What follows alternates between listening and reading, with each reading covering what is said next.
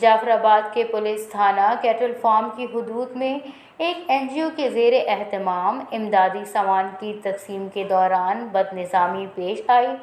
ذرائع نے بتایا کہ سیلاب متاثرین کی ہنگامہ آرائی پر پولیس نے فائرنگ شروع کر دی، جس کے نتیجے میں گولی لگنے سے ایک نوجوان، جس کا نام نوریس بتایا جا رہا ہے، جاں بحق ہو گیا۔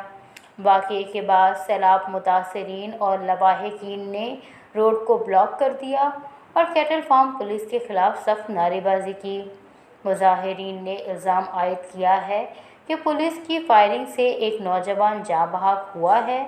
مزید ان کا کہنا ہے کہ کیٹل فارم پولیس محافظ نہیں، قاتل ہے۔ سیلاب متاثرین کے قتل میں کیٹل فارم اور ان کی نفری ملوث ہے۔ قاتل SHO کے خلاف کارروائی کی جائے۔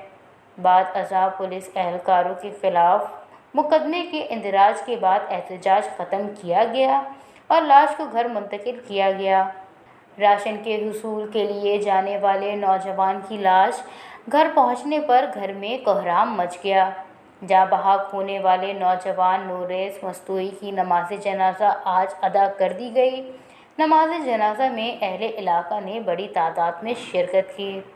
نماز جنازہ کے وقت ہر طرف سوگ کا سماں اور ہر آنکھ اشک بار دکھائی دینے لگی۔ جاں بحق نوجوان نوریس مستوئی کو آہوں اور سسکیوں کے ساتھ کیٹل فارم کے مقامی قبرستان میں سپرد خاک کیا گیا۔ وش نیوز، جعفر آباد۔